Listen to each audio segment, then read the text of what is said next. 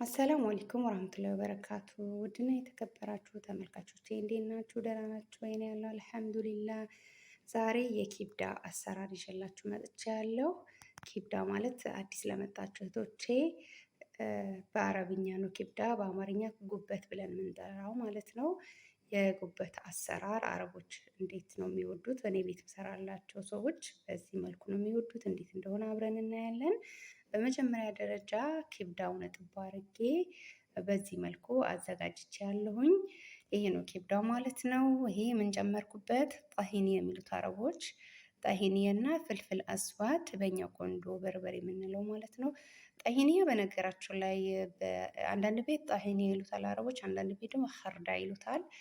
ሀገራችን ላይ ጣሂኒያ ምን ተብሎ እንደሚጠራ አላቅም። እና እሱና ሎሚ፣ የሎሚ ጭማቂ፣ ፍልፍል አስዋድ፣ ጨው አንድ ላይ ቀላቅዬ በዚህ መልኩ አዘጋጅቼዋለሁኝ።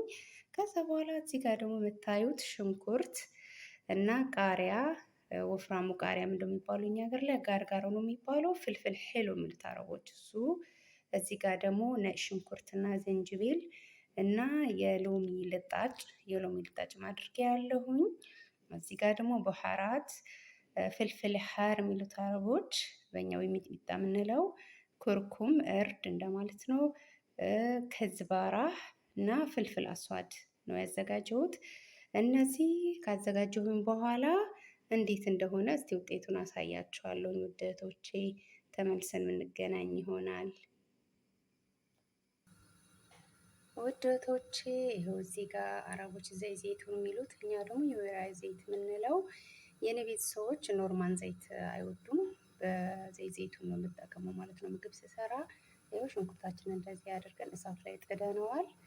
ያው ቀስ ያለን መጀመሪያ እሱን እንጠብሳለን። ከዛ ሁሉም በሂደት ማሳያችሁ ይሆናል።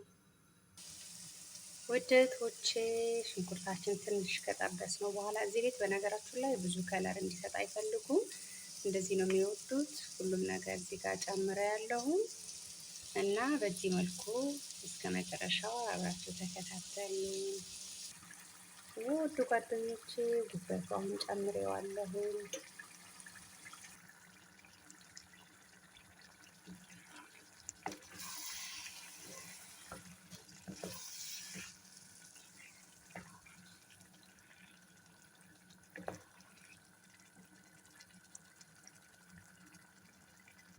ውድ ጓደኞቼ ይኸው ጉበታችን ትንሽ ጠበስ ካደረግነው በኋላ ቅመሙን እጨምራለሁ ማለት ነው።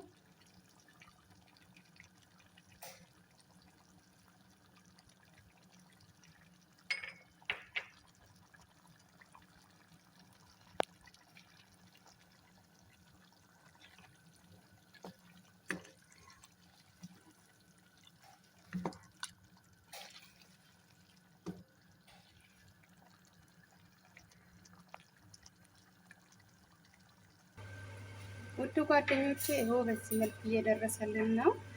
በነገራችሁ ላይ ውሃው በደንብ ድርቅ ማለት አለበት እና እሳት ደግሞ ከፍ ማድረግ አለብን። ምክንያቱም ቀስ ያደረግን ከሰራ ነው እንትን ይላል፣ ድርቅ ማለት ነገር አለው።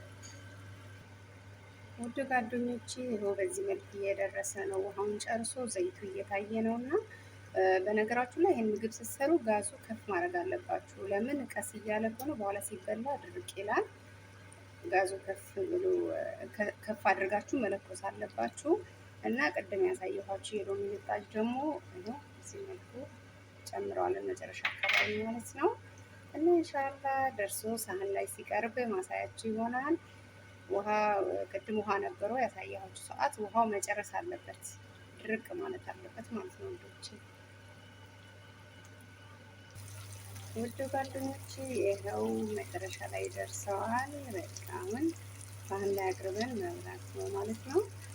እና ኢንሻአላህ ሳህን ላይ ሳቀርበው ደግሞ አሳያችኋለሁኝ። ስህተት ምናምን ሊኖርብኝ ይችላል፣ ገና አዲስ ጀማሪ ስለሆንኩኝ ይቅርታ አድርጉልኝ ለስህተቴ ማለት ነው።